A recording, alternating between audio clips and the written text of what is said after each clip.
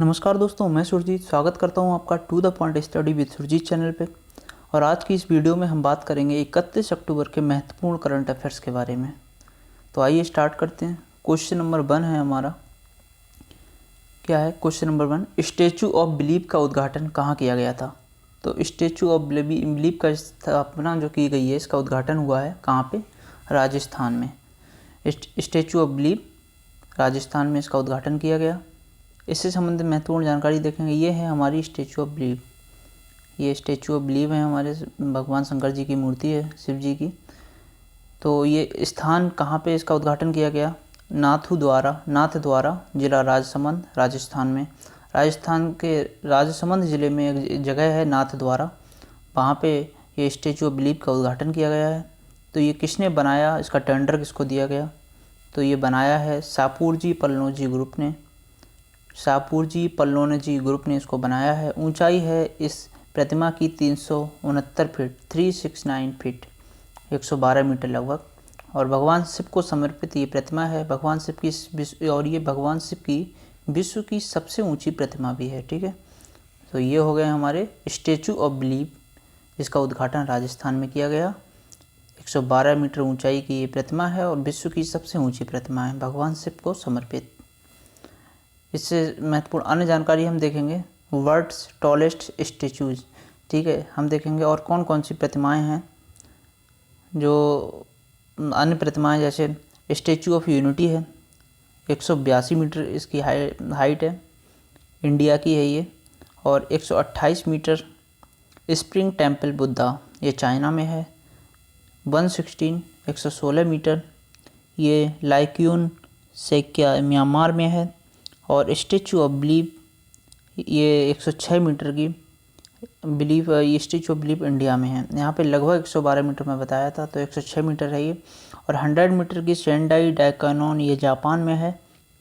100 metre की यूसुकी डाइबुत्सु, ये Japan में है। ठीक है, तो ये हो गए। हमें महत्वपूर्ण क्या क्या याद रखना है? स्टैचू ऑफ यूनिटी 182 मीटर और ये स्टैचू ऑफ बिलीफ 106 मीटर। अन्य स्टैटिक देखेंगे राजस्थान का। तो राजस्थान की राजधानी है जयपुर। और इसमें राज्यसभा की सीटें कितनी हैं? तो टोटल 10 हैं। लोकसभा की कितनी हैं? 25 हैं। और विधानसभा की 200 हैं। राजस्थान के गवर्नर हैं कलराज मिश्र। और यहाँ के सीएम कौन हैं? वो हैं अशोक गहलोत। नेक्स्ट देखेंगे। नेक्स्ट हमारा क्वेश्चन नंबर 2 है, वो है देश में हैलोवीन पार्टी के दौरान मची भगदड़ में 151 लोगों की मौत हो गई। देश में हैलोवीन पार्टी के दौरान मची भगदड़ में 151 लोगों की मौत हो गई। तो किस देश में ये मृत्यु हो गई? तो दक्षिण कोरिया में। दक्षिण कोरिया में हैलोवीन पार्टी चल रही थी और उसमें भगदड़ मच गई, तो 151 लोगों की मौत हो गई। दक्षिण कोरिया में किस जगह पे? तो राजधानी सियोल के नाइट लाइट क्षेत्र में। कहाँ पे घटना हुई है? सॉरी, राजधानी है दक्षिण कोरिया की सियोल, उसका नाइट लाइट एक क्षेत्र है, वहाँ पे हैलोवीन पार्टी में भगदड़ मचने से 151 लोगों की मौत हो गई। हमारे लिए महत्वपूर्ण जानकारी और क्या क्या हो सकती है देखेंगे। दक्षिण कोरिया के राष्ट्रपति यूंग सुक योल ने 30 अक्टूबर 2022 को राष्ट्रीय शोक की अवधि घोषित की। तो ये जो घटना हुई, इसके बाद जो है दक्षिण कोरिया के राष्ट्रपति हैं, कौन हैं? यूंग सुक योल। इन्होंने 30 अक्टूबर 2022 को राष्ट्रीय शोक की अवधि जो है घोषित की है। और देखेंगे महत्वपूर्ण तथ्य और क्या हैं दक्षिण कोरिया से संबंधित। तो इसकी राजधानी है सियोल, इसके राष्ट्रपति हैं यूंग सुक योल और प्रधानमंत्री हैं हॉन डक सू। और ये पूर्वी एशिया में स्थित एक देश है। और एक और महत्वपूर्ण तथ्य वो ये है कि क्विट मॉर्निंग लैंड के रूप में इसे जाना जाता है। इसकी ये कंट्री की अपनी एक सुंदरता है, इसमें बहुत सुंदर सुंदर पहाड़ हैं। ठीक है, तो इसीलिए इसको बोला जाता है कि क्विट मॉर्निंग लैंड के रूप में इसको जाना जाता है। अब ये देखेंगे क्या है हैलोवीन त्यौहार।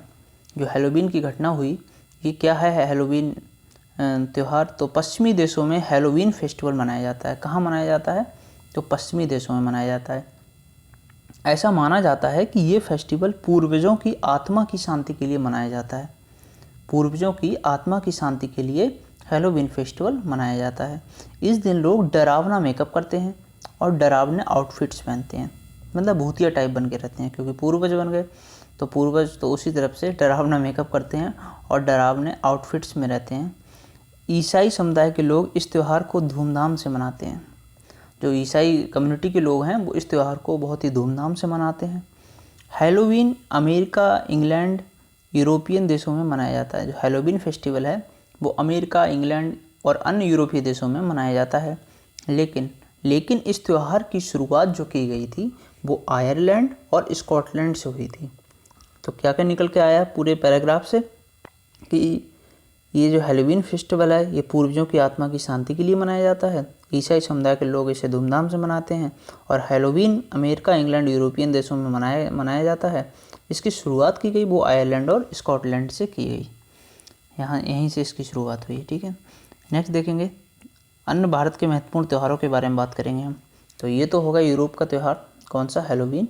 तो हम अपने भारत के महत्वपूर्ण त्यौहार की बात करेंगे तो लोसार फेस्टिवल और स्पुतिक फेस्टिवल, स्पुतिक गस्टर महोत्सव इसको बोलते हैं। तो लोसार और स्पुतिक गस्टर महोत्सव ये कहाँ मनाया जाता है, ये मनाया जाता है लद्दाख में। और सिरुई लिली महोत्सव या कचाई लेमन, ठीक है, सिरुई लिली महोत्सव और कचाई लेमन फेस्टिवल और साजिबू चिरोवो, ठीक है, ये मणिपुर में मनाया जाता है। सिरुई लिली महोत्सव, कचाई लेमन और साजिबो चिरोवा ये कहाँ मनाया जाता है, मणिपुर में। नेक्स्ट है लेवेंडर, कंचौथ, अहरवल, हेरत और पुष्कर, ये सारे फेस्टिवल मनाए जाते हैं जम्मू कश्मीर में। एक महत्वपूर्ण बात यह है कि पुष्कर का मेला तो लगता है राजस्थान में, और ये जो फेस्टिवल मनाया जाता है वो मनाया जाता है जम्मू कश्मीर में। और मेदाराम जात्रा, बथुकम्मा, बोनालू ये सारे फेस्टिवल मनाए जाते हैं कहाँ, तेलंगाना में। मेदाराम जात्रा, बथुकम्मा, बोनालू ये सारे फेस्टिवल कहाँ मनाए जाते हैं, तेलंगाना में। साओ जोआओ उत्सव और सिंगमो, यानी जो गोवा के उत्सव हैं वो एस से स्टार्टिंग हो रही है उनकी ज़्यादातर, क्या क्या, साओ जोआओ और सिग्मो, तो ये गोवा में मनाए जाते हैं। और लोसांग, तो लोसांग कहाँ मनाया जाता है, लोसांग और सागा दावा ये दोनों फेस्टिवल मनाए जाते हैं सिक्किम में। लोसांग को नामसूंग फेस्टिवल भी कहते हैं, लोसांग को नामसूंग फेस्टिवल के नाम से भी जाना जाता है। तो एक बार रिवाइज करेंगे, लोसार और स्पुतिक गस्टर फेस्टिवल ये लद्दाख में मनाया जाता है। सिरुई लिली और कचाई लेमन, साजिबो चिरोवा ये मणिपुर में मनाए जाते हैं। लवेंडर, कंचौथ, अहरवल, हेरत और पुष्कर ये जम्मू कश्मीर में मनाए जाते हैं। मेदाराम जात्रा, बथुकम्मा, बोनालू ये तेलंगाना में मनाए जाते हैं। एक बिहू त्यौहार है जो मनाया जाता है कहाँ पे, आसाम में। और अम्बुबाची का मेला भी आसाम में ही लगता है, माँ कामाख्या के मंदिर पे। तो साओ जियाओ उत्सव, सिगमो महोत्सव ये गोवा में मनाया जाता है। और लोसांग जिसको नामसूंग भी कहते हैं और सागा दावा ये कहाँ पे मनाए जाते हैं फेस्टिवल, सिक्किम में। तो नेक्स्ट क्वेश्चन देखेंगे कि गुजरात के किस स्थान पर C-295 MB विमान निर्माण परियोजना का शुभारंभ किया गया। गुजरात के किस स्थान पर C-295 MB विमान निर्माण परियोजना का शुभारंभ किया गया। तो कहाँ पे किया गया है, ये किया गया है आपके बड़ोदरा, गुजरात में। ठीक है, टाटा समूह और एयरबस के नेतृत्व में एक ग्रुप गुजरात में C-295 परिवहन विमान का निर्माण करेगा। किस किस के नेतृत्व में ये निर्माण किया जाएगा, तो टाटा समूह के और एयरबस के नेतृत्व में। नेक्स्ट है कि परियोजना की कुल लागत कितनी आएगी, वो आएगी 21,335 करोड़। हमारे लिए महत्वपूर्ण ये है कि ये C-295 MB विमान जो परियोजना शुभारंभ किया गया है ये कहाँ किया गया है, बड़ोदरा, गुजरात में। और ये कौन कौन करेगा, तो टाटा समूह और एयरबस इसका नेतृत्व करेंगे। नेक्स्ट देखेंगे क्वेश्चन नंबर 4, सुल्तान जोहोर हॉकी कप किसने जीता। सुल्तान जोहोर हॉकी कप ये जीता है भारत ने। तो कहाँ पे हुआ था ये हॉकी कप, पहले ये महत्वपूर्ण है। तो ये मलेशिया में हुआ। चूँकि जीता भारत ने है तो हमारे लिए इससे संबंधित सारे तथ्य महत्वपूर्ण हो जाते हैं। तो सुल्तान जोहोर हॉकी कप जीता है भारत ने। कहाँ पे आयोजित हुआ ये, मलेशिया में। और ऑस्ट्रेलिया की टीम को हराकर भारत ने जीता है सुल्तान जोहोर हॉकी कप। भारत ने ये तीसरा, कौन सा, फर्स्ट नहीं, ये थर्ड जीता है, तीसरा सुल्तान जोहोर हॉकी कप खिताब जीता है। तो भारत ने तीसरा सुल्तान जोहोर हॉकी कप खिताब जीता जो कि मलेशिया में आयोजित हुआ और ऑस्ट्रेलिया की टीम को हरा के ये भारत ने जीता है। नेक्स्ट है हॉकी से संबंधित कप एवं ट्रॉफी। तो महत्वपूर्ण हॉकी से संबंधित जो कप हैं और ट्रॉफियां हैं जो अक्सर पूछ लिए जाते हैं एग्जाम्स में, तो देखेंगे अजलान शाह, ये हॉकी से संबंधित कप है या ट्रॉफी है। बेगम रसूल, अजलान शाह, बेगम रसूल, मरुगप्पा, रणजीत सिंह कप, आगा खां कप, ये तो महत्वपूर्ण है। रणजीत सिंह कप भी पूछा जाता है और आगा खां कप ये भी पूछा गया है, ठीक है। रंगास्वामी कप, बेटन कप, ये भी बेटन कप भी पूछा जा चुका है। ध्यानचंद कप, ये भी इम्पोर्टेंट है। इंदिरा गांधी कप और नेहरू कप, ये याद रखो, इंदिरा गांधी, नेहरू जी की बेटी थी इंदिरा गांधी। तो ध्यानचंद जी और कप और Indira Gandhi cup, Nehru cup, Scindia cup, ये सारे महत्वपूर्ण हो गए। अब एक बार रिवाइज कर लेना इसको। नेक्स्ट देखेंगे क्वेश्चन नंबर 5 है कि भारत, मोजाम्बिक और तंजानिया की नौसेनाओं के बीच, भारत, मोजाम्बिक और तंजानिया की नौसेनाओं के बीच IMT ट्राइलैट किस देश में शुरू हुआ है? IMT ट्राइलैट किस देश में शुरू किया गया है? तो तंजानिया में इसे शुरू किया गया है। कौन कौन सी नौसेनाएं इसमें शामिल हो रही हैं? वो हो रही हैं भारत, मोजाम्बिक और तंजानिया, ठीक है। यानी IMT, इंडिया, मोजाम्बिक और तंजानिया, इसकी यही फुल फॉर्म है। तो 27 अक्टूबर को डार एस सलाम, इसमें तंजानिया में जो ये जगह है यहाँ पे शुरू हुआ है। ये पहला त्रिपक्षीय नौसेना अभ्यास है। भारत भी इसमें पहली बार ही पार्टिसिपेट कर रहा है इस तरह की, मोजाम्बिक और तंजानिया की नौसेनाओं के साथ। 27 अक्टूबर को डार एस सलाम, तंजानिया में इसको शुरू किया गया है। मोजाम्बिक और तंजानिया से संबंधित महत्वपूर्ण जानकारियाँ देखेंगे। ये ऐसे कंट्रीज़ हैं जिनकी राजधानियाँ भी पूछी जाती हैं और राष्ट्रपति या प्रधानमंत्री भी पूछे जाते हैं, ठीक है। मोजाम्बिक और तंजानिया, तो इसकी राजधानी है मोजाम्बिक की, वो क्या है? मापुटो, और राजधानी तंजानिया की क्या है? डोडोमा। तो पहले हम मोजाम्बिक देख लेंगे। मोजाम्बिक की राजधानी है तो मापुटो, इसके राष्ट्रपति हैं फिलिप न्यूसी, ठीक है, फिलिप न्यूसी। प्रधानमंत्री हैं एड्रियानो मालियाने। तो मोजाम्बिक की राजधानी है मापुटो, राष्ट्रपति हैं फिलिप न्यूसी, प्रधानमंत्री हैं एड्रियानो मालियाने। अब देखेंगे हम तंजानिया को। तो तंजानिया की राजधानी है डोडोमा, इम्पोर्टेंट है ये, और राष्ट्रपति तो और ज़्यादा इम्पोर्टेंट है क्योंकि ये सामिया सुलूह हसन है जो तंजानिया की प्रथम महिला राष्ट्रपति बनी थी। और प्रधानमंत्री कौन है? कासिम मजलीवाल, ठीक है, ये हो गए।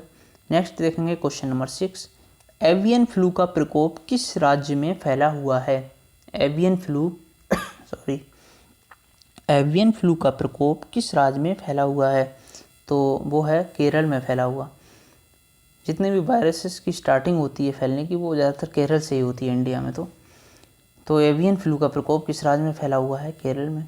अन्य जानकारी देखेंगे हम। केरल में अलापुझा जिला प्रशासन ने, एक जो जिला है अलापुझा, उसका जिला प्रशासन ने एवियन फ्लू के प्रकोप के प्रसार को नियंत्रित करने के लिए हरिपद नगर पालिका क्षेत्र में लगभग 20,000 पक्षियों को मारना शुरू कर दिया, क्योंकि पक्षियों से फैलता है। क्योंकि बात तो हो रही है यहाँ पे एवियन फ्लू की। एवियन फ्लू किससे फैलता है? बर्ड्स से।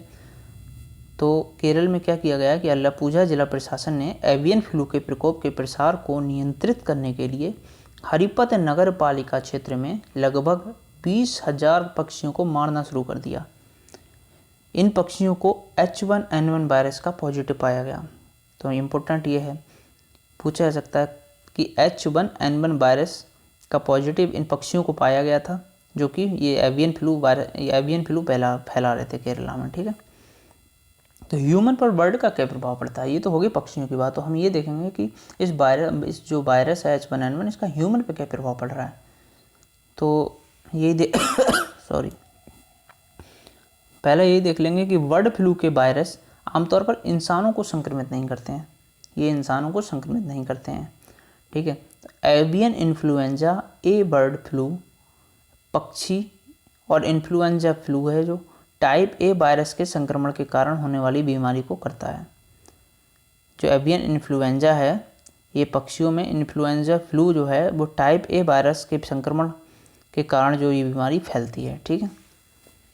नेक्स्ट देखेंगे क्वेश्चन नंबर 7, पहला global digital health summit expo और इनोवेशन अवार्ड का आयोजन कहाँ हुआ है? First global digital health summit, expo और इनोवेशन अवार्ड का आयोजन न्यू दिल्ली में किया गया है। कहाँ पे? न्यू दिल्ली में first global digital health summit का आयोजन। नेक्स्ट देखेंगे क्या है। तो नेक्स्ट है इससे संबंधित अन्य जानकारी। पहली बार 2 दिवसीय 28 और 29 अक्टूबर 2022 को global digital health summit, expo और इनोवेशन अवार्ड्स नई दिल्ली में आयोजित किए जा रहे हैं। तो पहली बार आयोजित किए जा रहे हैं ग्लोबल डिजिटल हेल्थ समिट और एक्सपो और इनोवेशन अवार्ड्स दिल्ली में पहली बार आयोजित किए जा रहे हैं। थीम है इसकी, क्या थीम है? वो है ये सभी के लिए डिजिटल हेल्थ। थीम है इसकी सभी के लिए डिजिटल हेल्थ, इसलिए ग्लोबल डिजिटल हेल्थ समिट इसका नाम भी है। अन्य महत्वपूर्ण सम्मेलनों को हम देखेंगे जो कि महत्वपूर्ण है। 22वां विश्व ब्लॉकचेन शिखर, ये दुबई में आयोजित किया गया। इंटरपोल की 90वीं महासभा, ये कहाँ, इसकी अध्यक्षता कौन कर रहा है? भारत। तो भारत में आयोजित की जा रही है। हेलो इंडिया समिट, ये जम्मू कश्मीर में। अग्नि तत्व अभियान का पहला सेमिनार, ये लेह में आयोजित किया जा रहा है, लेह। और लाइफ मिशन के तहत, लाइफ मिशन किससे संबंधित है? पर्यावरण संरक्षण से। तो अग्नि तत्व अभियान का सेमिनार लेह में हो रहा है लाइफ मिशन के तहत। अंतर्राष्ट्रीय सौर गठबंधन की महासभा, 5वीं महासभा कहाँ हुई? 5वीं सभा भारत में। डेयरी सहकारी सम्मेलन, ये गंगटोक सिक्किम में। और मंथन सम्मेलन, ये बेंगलुरु में। ठीक है। नेक्स्ट देखेंगे क्वेश्चन नंबर 8 है हमारा कि पहला आसियान भारत स्टार्टअप महोत्सव 2022 किस देश में आयोजित हुआ?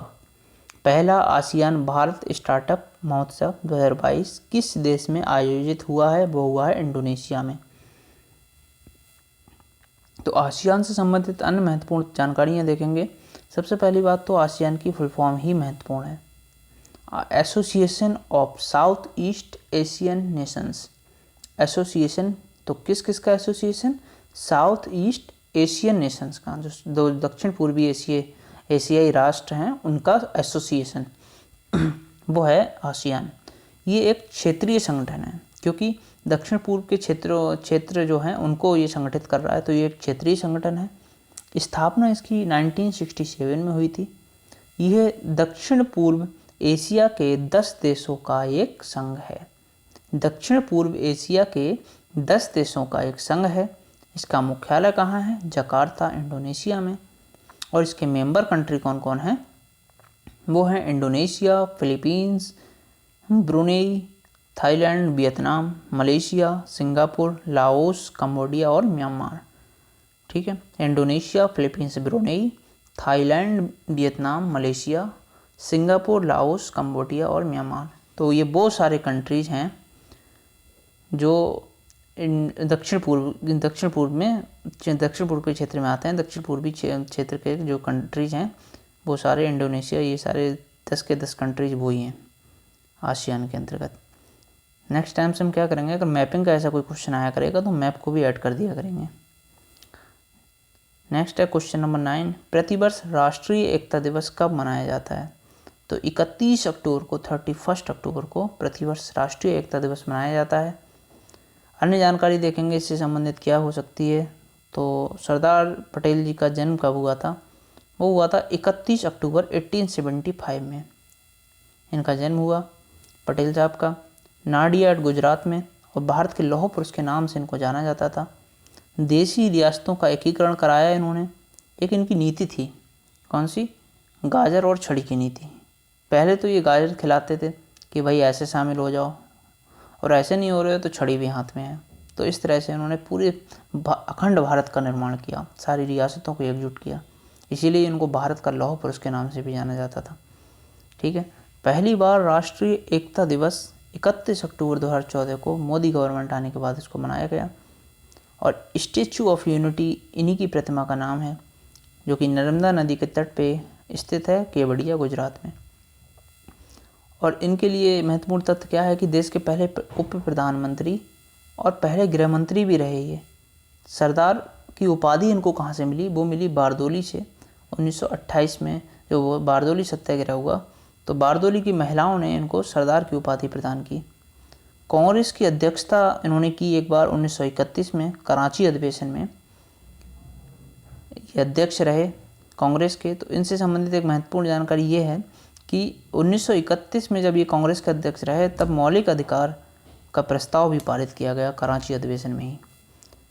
नेक्स्ट अन्य महत्वपूर्ण दिवस देखेंगे तो विश्व खाद्य दिवस 16 अक्टूबर को मनाया जाता है।